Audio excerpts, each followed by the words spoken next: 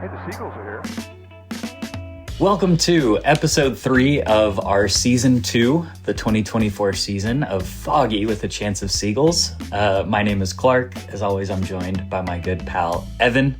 Evan, we've got a little spring training optimism coming our way. But yeah, how you doing? I'm doing good, minus the extreme technical difficulties we've been having today. Hope springs eternal. The Giants are looking good. I'm excited about this team. And a big reason why is the signing of big man Jorge Soler. We were talking about his potential fit last week, and now pending a physical, he will be a member of this team. Clark, how do you think he fits on this roster?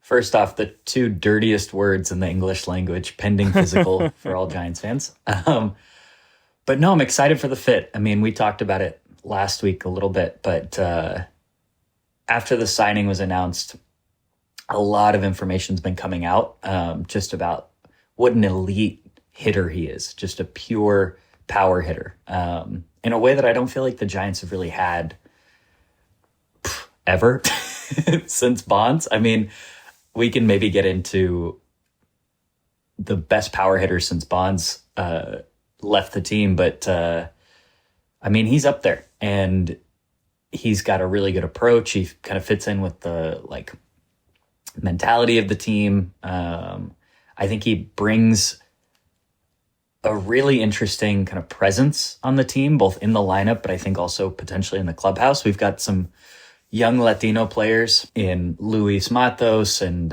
Marco Luciano.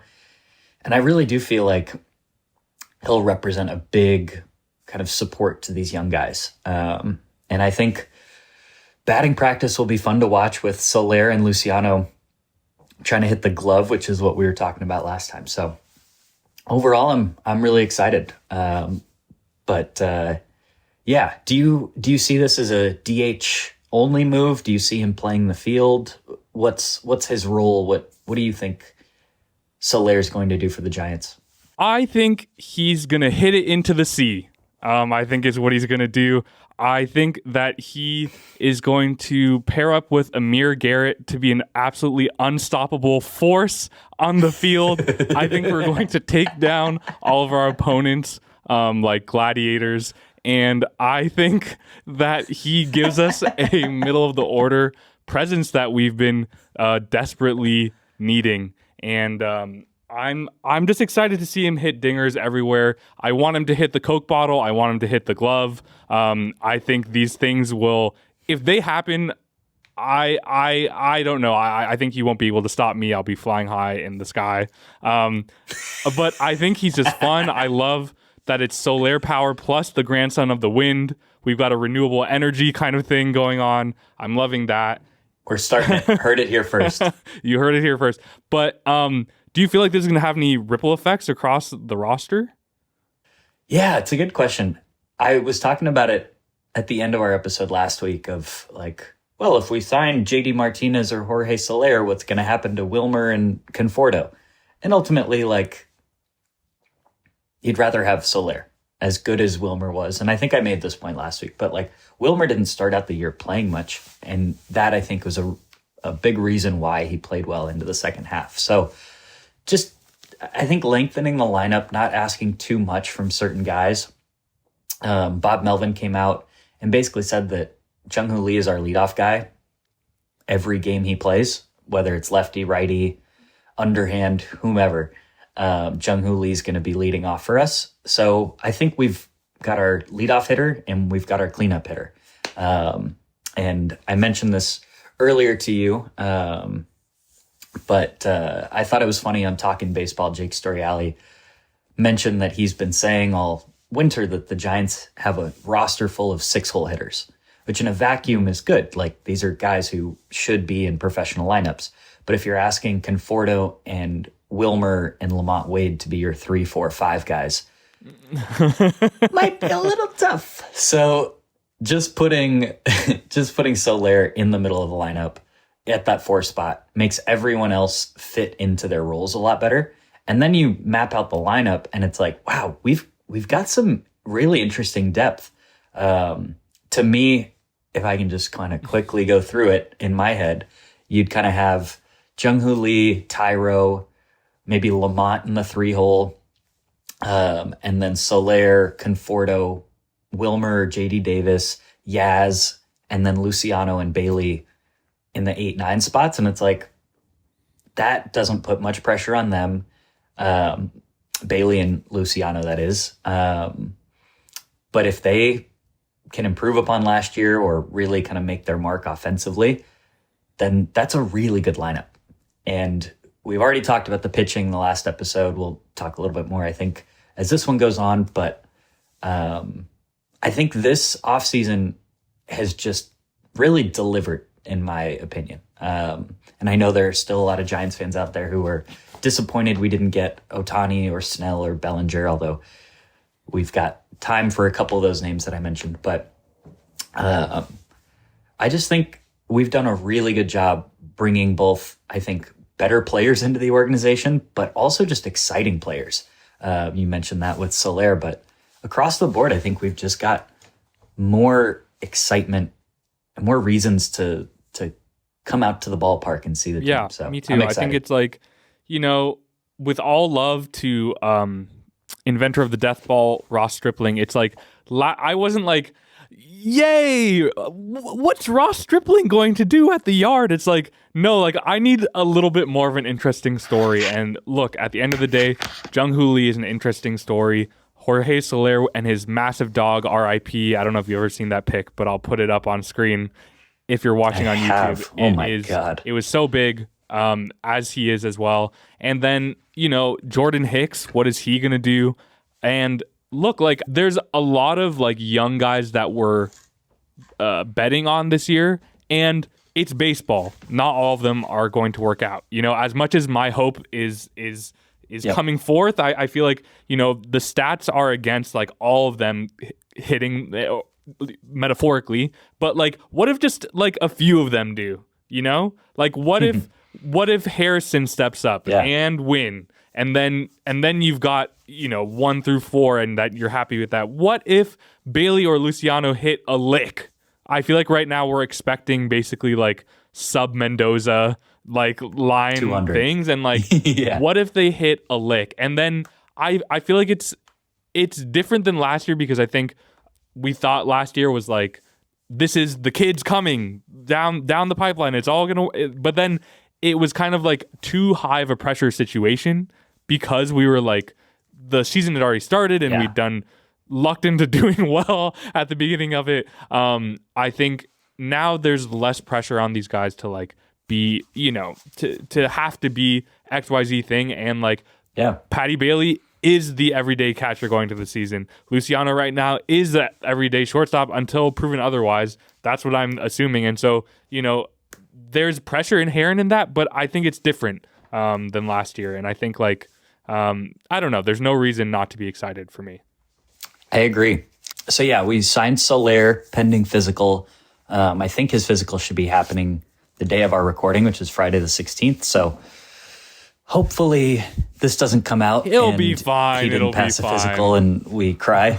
It'll be fine. No, I think there's a lot less pressure on physicals for a 3-year, $42 million deal than there were for a 300 and some $million deal. So I think I don't think we have to be as concerned. You mentioned it briefly, but we signed Amir Garrett to a minor league deal, invite to spring training.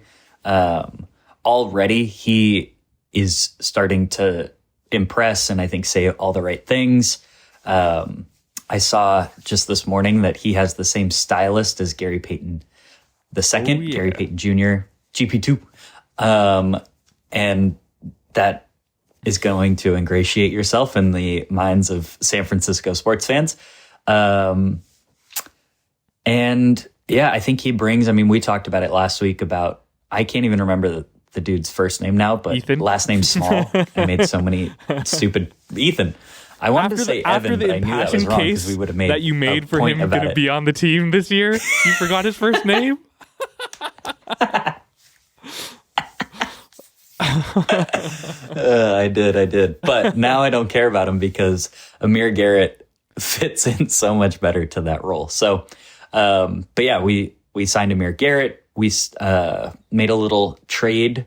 Our good pal Cash Considerations went over to the Blue Jays for Otto Von Lopez, as I will call him, referencing, this is a deep cut of a joke, but Josh Gondelman special Otto von Bismarck bit. I wish I was there with you. I think Josh Gondelman's a wonderful man. I'll find this and I'll put it in here. How about that? Late at night, and I'm getting onto the subway with my girlfriend at the time, and we step onto the subway, and as we're walking onto the train, I mention 19th century German Chancellor Otto von Bismarck, because I know how to seal the deal. And we walk onto the train, and right across from us, there's a homeless gentleman. We walk onto the train, and when I mention Otto von Bismarck, the 19th century Chancellor of Germany, he wakes up, stares me in the eyes, and engages me in debate. And I expected him to have kind of the standard homeless gentleman voice, right? Like Tom Waits on his Tom Waitsiest day. But he didn't. He had this beautiful, rich baritone. And when he spoke to me, this is what he said, verbatim. There were no chancellors in those days. Otto von Bismarck was the king of Germany. He unified the Germanic people, but he scattered Africa. That is the legacy of Otto von Bismarck. Then he fell back to sleep standing up.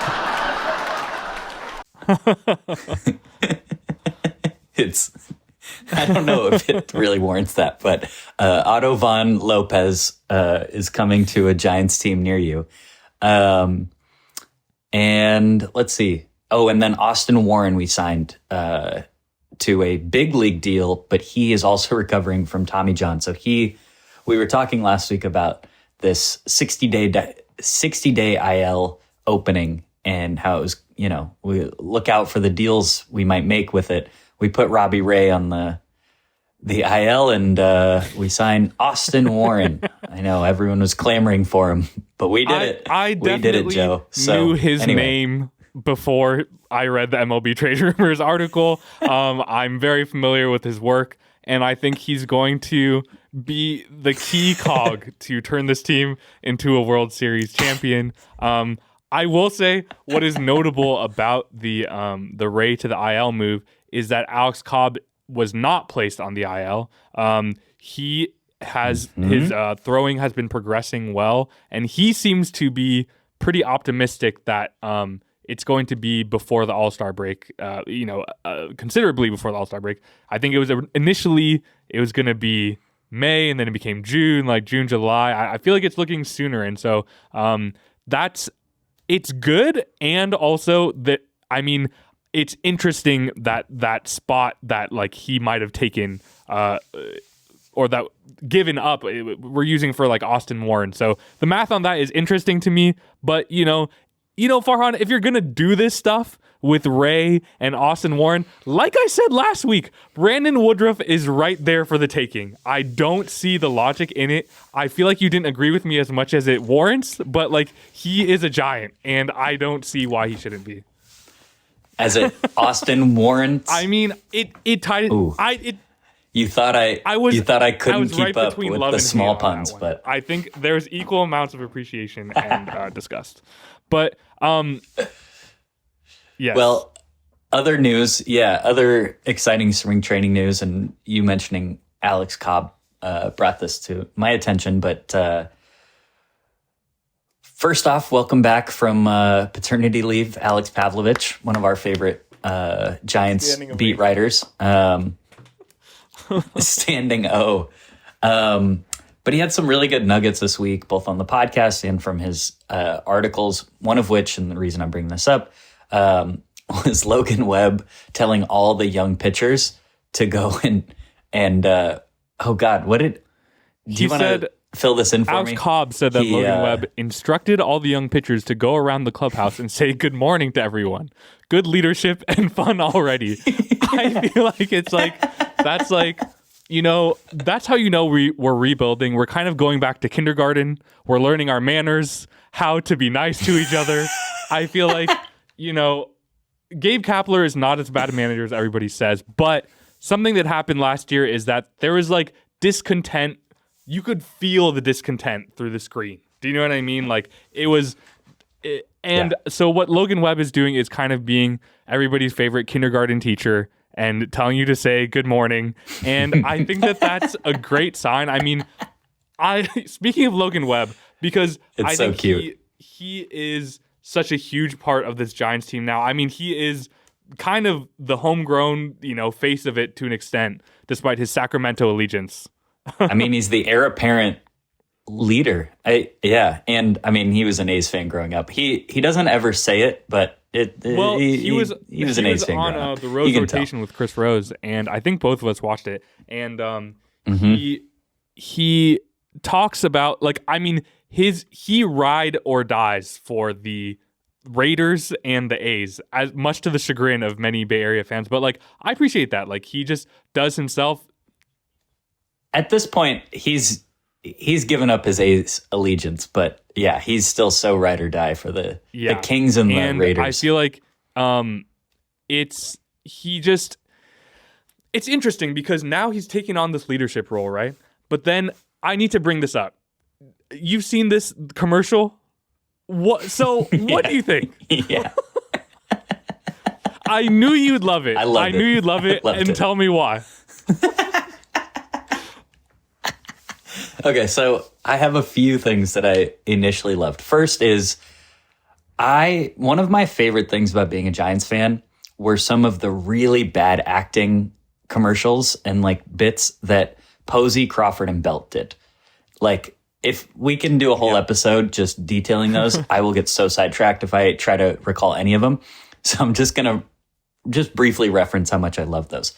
And Logan's acting in this is just atrocious in like the best way. Like, I mean this in such a compliment. Like, he is so clearly just a jock, not Peterson, who has never acted in his life, but now is a prominent entertainer because he throw baseball good.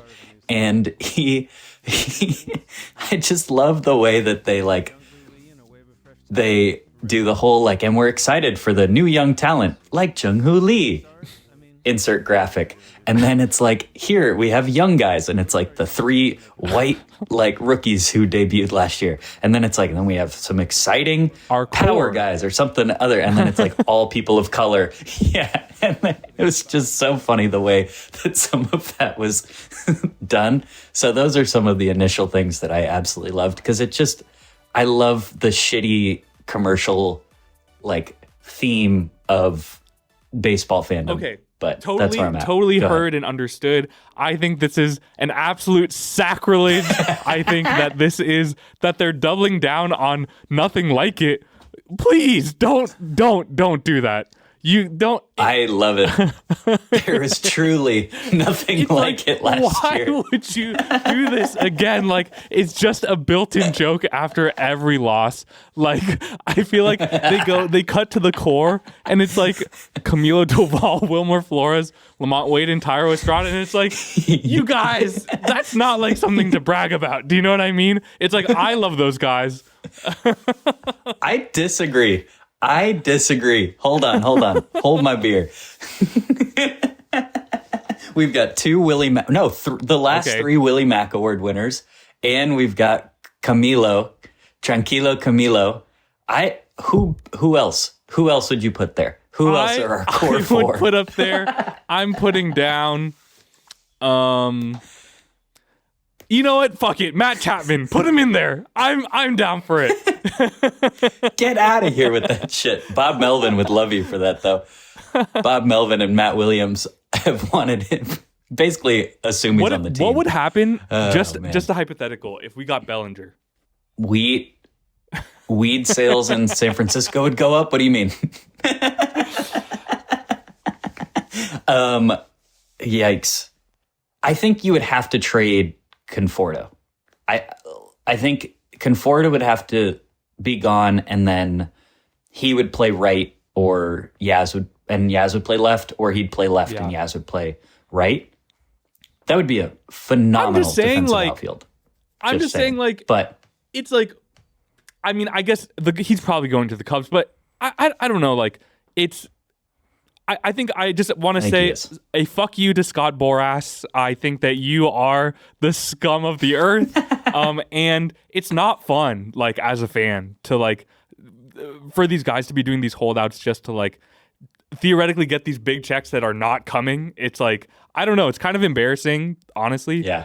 And I think that there's absolutely got to be some type of deadline for these transactions to have to take place by. Ideally, like, look at the NBA, like, do it like that. Like, it's really not that hard, and it creates interest. And instead of this, like, periodic, and then we just have to deal with SI.com and ESPN.com running 3,000 Shohei Ohtani articles for months. And, like, it's like, is this worth it? No, it is not worth it. And, but I think my favorite is John Heyman jumping on Weekly saying that the Giants and Matt Chapman are linked. Like, yeah, John, give me the job. Give me the job. I can tell you the same thing. I have just as much information as you have. Like, it's like all these national writers are absolutely boofing it left and right all the time. But you know what? Let's go back to this Giants team because there's so many things. Oh yeah, there's that's just so many things to be excited by. I mean, you know, you see those pictures from pitchers and catchers reporting, and it warms the cockles of your heart. It can't help but do that. I mean, for me, it's definitely done that, and I feel like it's, well, you know, something that's not warming the cockles of my heart is these new... You doubled down. I double cockled. But it's this Fanatic jersey situation. Goodness. What is going absolutely on? Have you seen this? I have. For those who are not aware, Fanatics and Nike collabed for a revamp of baseball jerseys MLB wide. So every team basically has a new jersey. It's not really new, but I made some adjustments to old jerseys. And across the board, they're worse. I would say the best description, this is not an original thought, but I think the best description is it looks like the type of jersey you buy for like $25 and you're like, dude, doesn't this almost look like the real jersey? Yeah. But that's the actual jersey this year. So it's huge for dudes who have pop-up tents in and around the Bay Area selling knockoff jerseys. You know, that's all I gotta it really say. is. I mean, you know, if that's what it takes for people to get interested in baseball is to buy like cheap jerseys from China, like, hey, man, like whatever, you know. No, I think that it's really like, it's undignified. Let's say that. I'm going to say for Rob Manfred, I will spare another fuck you for you as well. I think putting the freaking patches, like advertisement on the jerseys, I think is so anti like what baseball like stands for as like America's pastime. Like, have some self-respect. I didn't think that I'd be turning into freaking First Take on Get this off episode, my line. but like, Get off it's my like, lawn. But truly, like, I think baseball uniforms can be so sleek and elegant in a way that no other sports uniforms are. And these things, they look cheap. The names look weird. The colors are off. It boggles the mind. And like, there's some great articles on it. And it's basically like Fanatics is producing it basically on their own. And Nike just puts, you know, their little logo on top of it. And then it's up to Fanatics, this horrible company who keep making these acquisitions with different leagues. I think they've worked with the NHL, maybe. I don't know who else they work with. But they're now producing, you know, these jerseys for the actual athletes. And they look like T-shirts. And now Nike is on this PR campaign where they're using people wearing it at the All-Star game, where they're just happy to be at the All-Star game and being like, these shirts are so amazing. And it's like, it's easy to say when it's like for one game, like that where you're being celebrated with all the best players in the game. But like for every game, these cheap ass jerseys with the ads, with the bad color, just like looking so cheap, like Walmart. The players hate them. The pitchers hate them. So let's do something about it. I mean, like, I can't do anything about it, but I think we as a people need to unite and hand pitchforks to the MLB office Are you with me?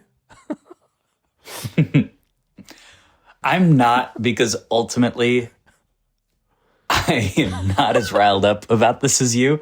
Though I'm so happy you are this riled up. I just spent a little bit too much time on Twitter. Ultimately, I'm That's really what it is. Well, it gets the best of us. But no, I kind of enjoy that there is such low-hanging fruit to make fun of. It's just kind of fun to shit on MLB as a whole. They just constantly screw up what is such a wonderful product. And then they did so much to improve the quality of play and the watchability of games last year. I do want to shout that out. The pitch clock was phenomenal. The banning shifts was great too. Like, a lot of these changes really worked last year. And they went, hold my beer. Let us give away all that goodwill for some kind of mediocre jerseys at the end of the day. Baseball can grow. Like, baseball is growing too. Like, it's like there's multiple things that are true at once, but it's like I don't know, like, even the City Connects, I know maybe I feel like by this, I'm in some ways acclimated, but now that I really reflect on it, it's like, I think it does a little bit of a disservice to the timelessness of baseball as a brand. And like, I think that there's like now this culture around, like, not culture, but like, you know, the league is doing the patches because he said he wouldn't do it, but now he said he'd do it because it's a financially viable source of income for the league that they can't, look away from. And I think that now, like, things are just being produced on the margins. And I think, like, with all love to the Giants, with all love to Oracle Park, which, do you see that beautiful picture that guy took, the aerial thing with the fog of the park? What beautiful. Oh, yeah. I want to go back. But let's be clear about something. The fan experience at Oracle Park has not got back to where it was before COVID. And I think that, like, this is across the baseball experience for me personally. I think I find a little bit of, like, this working around the margins, just trying to do, like, like, you look at restaurants and you understand that food service is connected to baseball and you see why things decline, but it doesn't. I think, like, those things would enhance the experience and bring more people into you just stay the course of what baseball is, which is, it's pure. You go get good food, you go do it's beautiful. And then you go do all this stuff with the City Connects. 80% of them are disgusting, 20% of them are cool, but, like, that's not a good enough hit rate. Do you know what I mean? That's Mendoza line or below. But yeah, I want to go back to good vibes. I think that there's good things to think about. I think one of the good things to think about is that the A's have hired their first female play-by-play broadcaster. I forget what her name is at the moment. I'm glad you shouted this out. Jenny Kavnar. Jenny Kavnar. I can pull it up. Is starting with the A's this year. Yeah. I think that that's awesome. I mean, like, she seems cool from the interviews that I watched. And I didn't know Dallas Braden was still in the A's booth or ever was in the A's booth. Has he been there for a while? Yeah. Yeah, he was there for Glenn Kuiper's, let's say, flub last year that got him ceremoniously I wonder fired. how Dwayne feels about that. But yeah, he's been. Yeah, we're just gonna move right on. But yeah, Dallas Braden has been in the broadcast booth for the A's for a few years. I enjoy him, although I don't really enjoy watching A's games, so I don't find myself listening to them. I was just trying much. to turn the energy back. Speaking of the, I know, and you mentioned A's, so it immediately brought me back to Rob Manfred, which is not a great thing. But he basically came out and said that he's going to be commissioner until his contract is up in 2029. And then also said, for A's fans who are sad about losing their team, at least they have another team in their market. So, that was really sweet of him to say to all A's fans. I'm sure everyone handled that really rationally and really appreciated him for his thoughts. I'm sure they all love that. Although I will say, I don't think that this is like a direct result of this, but I think kind of slightly as a result of the incompetence with John Fisher and company. The Oakland Ballers Like, I am very interested in what they're doing. It looks cool. It looks like they've got good people involved. Me too. Like, I don't know. My interest is certainly piqued, and I think So for our fans who are listening to us who might not be familiar with what the Oakland Ballers are, do you mind giving a the brief Oakland Ballers, rundown I believe they're description? kind of an independent team, but there's a few people that got involved in that like signed on. I don't know. They basically like I watched like 7 to 8 videos of like just famous Bay Area athletes like co-signing it. Oh, you're an expert. Yeah, I'm an expert, so please interview me about the Oakland Ballers. But they just, I don't know, they've got a good branding. They're going to bring a lot of tech to it. I feel like they're trying to do something that maybe could be like, those independent leagues that sometimes people have to go to and jump back to, or, even start in and then jump to the majors. And I'd love to see like something like that exist in the Bay Area. Yeah. It's exciting. And then they have, they just secured a deal at, and I can't remember the park in Oakland. I hadn't heard of it before. Raimondi Park, where they're going to play 40 games this year. And then the rest of the games, or the rest of the like days, the field is just open for the community. That's sweet. Which is a really cool thing. It feels like they're really, really leaning into like, we are of Oakland, by Oakland, and for Oakland. And that is everything that John Fisher and Dave Cavall have just put a middle finger to. And I'm so impressed with the organizing of A's fans. I mean, last year with the sell the team, the protest on the June game that basically felt like a playoff game against the Rays.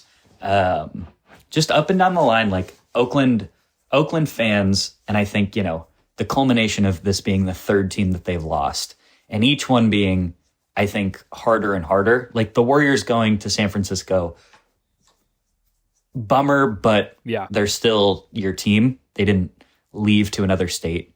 The Raiders left, and that whole thing's kind of funny because the Super Bowl they just hosted were the two teams that Raider fans hate the most, the Niners and the Chiefs. But I don't recall how that game ended, and we don't have to focus on that. So moving on.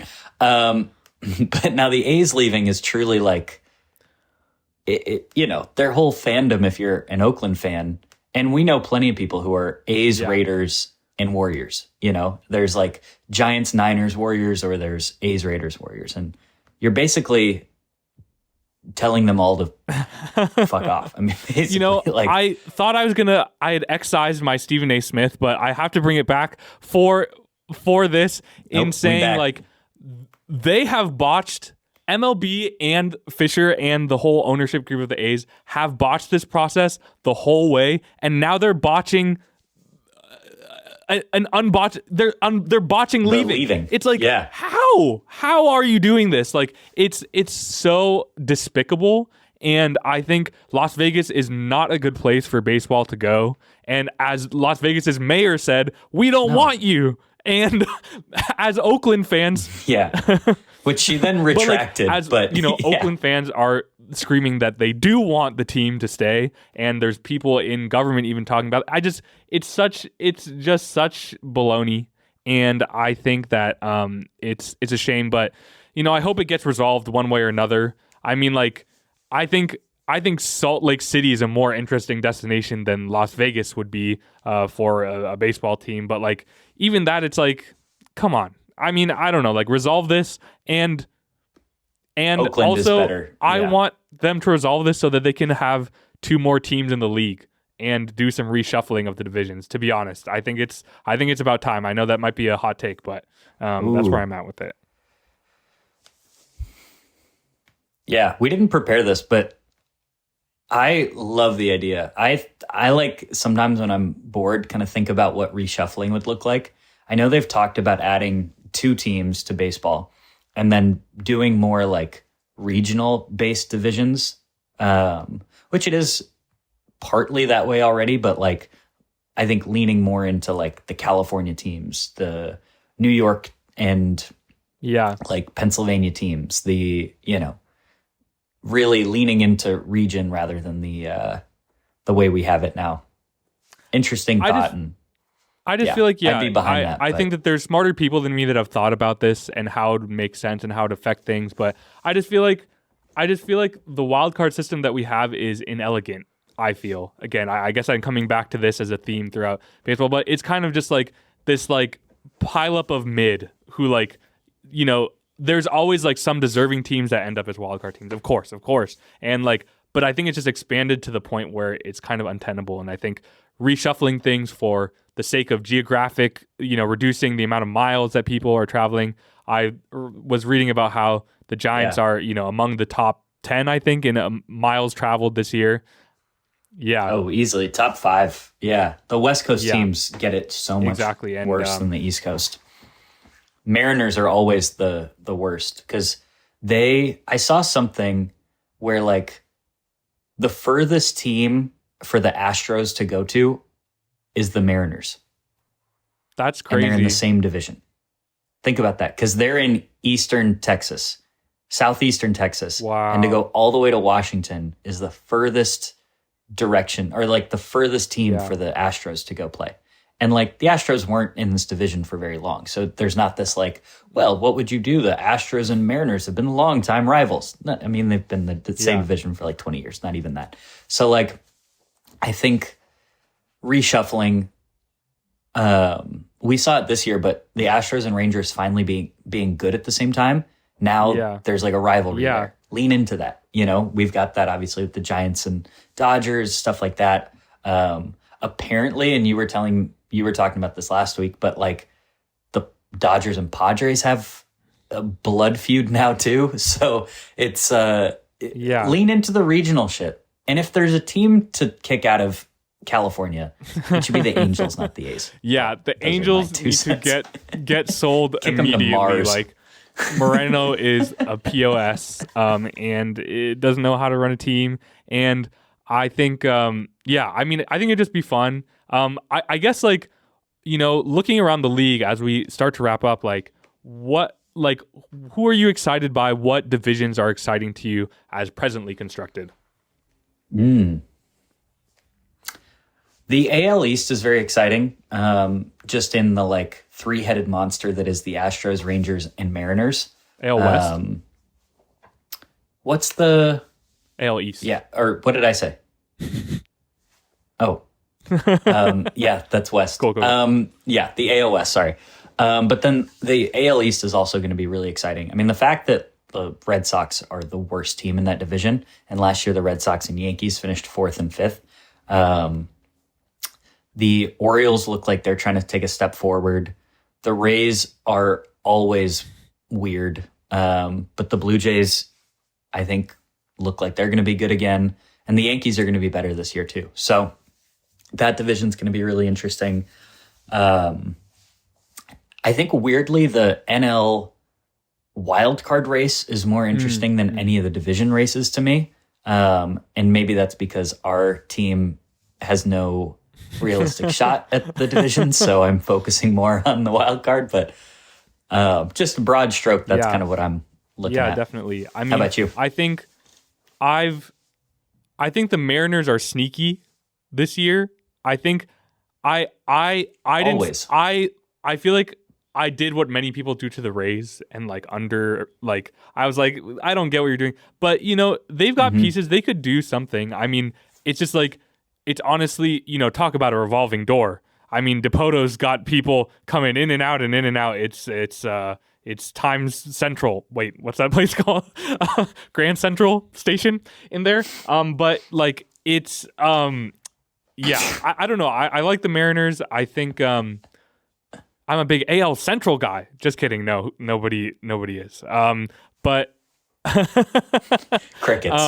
I think I'm interested to see like what happens with the Phillies and Braves this year. I think the Phillies didn't, and Mets too. And Mets. Yeah, they'll be Mets better than I some think I interesting thought things. that they'd be, but like they're not going to be, I don't know, gunning for 100 wins. Like that much is true. I did love what Yeah. I saw a clip of Lindor talking in spring training, and he was like,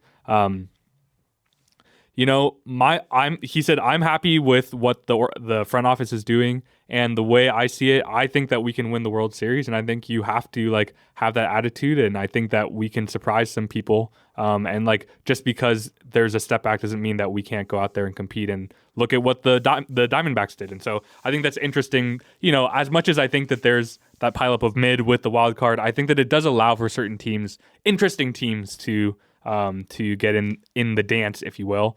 But yeah, I feel like we're close to the end of things. I did want to briefly talk about Reggie Crawford. Was recently converted to just being a pitcher. He was drafted as a two-way player 1 year ago, 2 years ago at this point? 2 years ago. 22 years ago. So 2001. No. He was probably born around then. Yeah, it probably was. But yeah, he's being converted into a pitcher. Basically, they saw him in the Arizona Fall League because they gave him the chance to just hit in the Arizona Fall League. And from what I heard, it was basically like his hitting is about 2 years behind his pitching. And it's clear the Giants are excited enough by his pitching that, he's a non-roster invitee this year. I think if things were to fall correctly, I could see him putting on a big league jersey this year. So I think ditching the hitting makes that fast-tracked. I'd also be shocked if we really let Bryce Eldridge pitch too much. He showed too much hitting quality. So both of the two-way guys we've drafted in the first round are basically immediately not a two-way person, which just shows how impressive that one dude on the Dodgers is, who I refuse to acknowledge because he didn't come join our team. No, but it's amazing how impressive Ohtani is being able to do that, because you just see how hard it is. I mean, I think for these guys. I think it's a positive thing for him. I mean, I think I think you've got to go with the option that's going to get you in the big leagues the soonest, is my opinion. It's like, it's not a guarantee you get there by any stretch. Just because you're a highly ranked prospect doesn't mean you're going to get there. So I think you take the path that is clearest for you. And I think he was kind of dominated when he went to go try and hit. It wasn't for that many plate appearances, but he looked overwhelmed. And like, I think you just got to go pitcher with that. And like, ultimately at the end of the day, again, it's about drafting athletes. And I don't know, it kind of reminds me of like, I feel like our draft strategy is like, it kind of parallels like what Mike Dunleavy has done with the Warriors in trying to like, I like this comparison, go for these kind of like more MLB, trying to get more MLB ready prospects that need less polishing, that maybe or just athletic and just like ready to like compete and like play hard, and like I don't know, like I feel like those qualities in Brandon Pojemski and Trace Jackson Davis, not to mention Quinones and Santos playing right now, but I think whoa, Foggy the chance of basketballs. we've converted, change the art. I wish I might or might not do that joke, but I think it's exciting, and I think this is a year of the young guys. Our main free agent signing is a young guy. He's 25. Like I was listening to this podcast. Right. I forget what it's, the walk up, and they were talking about. It was. I was just listening to it for research purposes, to be honest. And they were talking at the beginning of the offseason about Ohtani and like the prospect of Ohtani. And it was funny to go back and hear those things. But they were talking about other free agents they were looking at. And Lamont Wade is older than Pete Alonso. Like, do you know what I mean? Like, it's like, but like, I think at the end of the day, this is a team that is built on the starting rotation of young guys. There's young guys who need to step up into the lineup this year. I think they have a real chance. And look, I think Bob Melvin, he got along great with all the A's that he coached, including Matt Chapman, all that stuff. But you know who he didn't really get along with great was all those like superstars in San Diego with big egos. I mean, we're talking Manny Machado, Blake Snell, Tatis. Like there's a lot of big personalities to manage. Yeah. And I think that like we just like who on this club, like who can you point to in this roster that's going to be like a problem? Like, I don't really like see and anticipate that be like, I don't know. I don't anticipate it, but so that's why I'm optimistic, at least. I think that's a great point, because we got rid of all the guys who, and I think problem in quotations, but like a guy like Stripling or a guy like Alex Wood were very vocal about their dissatisfaction with the way they were used. So this year we have Jordan Hicks, who I don't see a way he's dissatisfied. We're giving him a rotation spot before he's like shown to the league that he has earned it. I am very supportive of that move, by the way. But Hicks, and then Wynn and Beck would not make most rotations just straight out the bat. Also, shout out to Roger Munter, who this morning posted as part of his top 50 Giants prospects profile on Keaton Wynn that is fantastic. So I'm mostly talking to Evan because you do need to subscribe. To all those listeners out there, it is a really great minor league blog if you're interested. And the Keaton Wynn post is fantastic. But I'm stoked for him. And then you and I talked about this previously in a formerly recorded version of this that has now gone to the ether. But Kyle Harrison is a legit dude. Yes. And I think people are not giving enough credit to the fact that he is a capital D UDE. I can spell good. Dude. Back to kindergarten. But he's a dude. He's the best left-handed pitching prospect in all of baseball. And when we're wondering, who's going to be our, number 2 starter, we might be looking a month after the season starts and be like, oh yeah, duh. It's Kyle Harrison. Yeah. I mean, I think that we really have played an Uno reverse card on the 2023 offseason, especially if Conforto gets shipped out. It would just be so funny. And I think the reason for that is it's a mea culpa and a commitment to the young guys, and not like blocking them with, guys who you're not sure if are actually going to be better than these guys. Which we couldn't have done last year. I do want to make this point. It's not as if Farhan had these guys who had shown it in the minors and he just refused to give the young guys playing time. These guys were ahead of schedule last year and went through ups and downs, which is part of the reason why we didn't end up making the playoffs. But a big reason is because Haniger and Conforto were hurt. Wood, Stripling, DeSclafani, Minaya, none of them were really good enough to stick in the rotation. Giants didn't set out the year being like, hey, we only want 2 starters. They had 8 starters going into the season last year, and not one of them, except for Webb and Cobb, was like that good. But this year, we've got all these young pitchers who I think the fire there is going to be sparked, and hopefully 1, 2, or 3 of them can really show their stuff with the long no, I runway think it's that we're giving exciting. them. But I think there's a lot to be excited about. It's excited about. We kind of touched on this last week, but you look at that non-roster invitee list or whatever, and it's small. It is small. It's I feel like last year and many years previously under this front office, like it's just like, let's throw a bunch of shit at the wall and hopefully some of it will stick. And like everybody's there, like you're like, oh, they're playing baseball still. And there are seasons where that's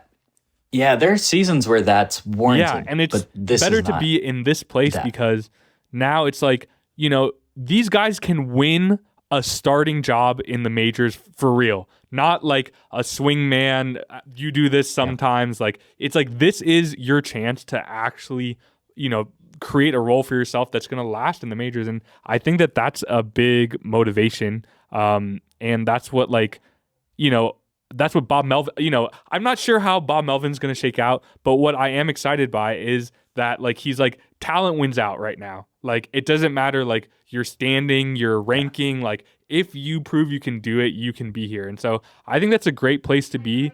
And all while still being like, we're going to be competitive still at the same time. Like, we've got enough talent to like balance out with all the question marks of that. And I think, you add one or two guys on the pile, and then we're looking good. So I'm feeling like there is nothing like it.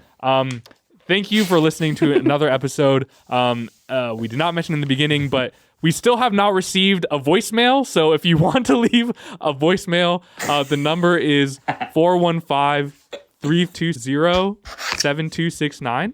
I think that's right. But in any case, check the description for that. And we will be back soon with another episode of Foggy with a Chance of Seagulls.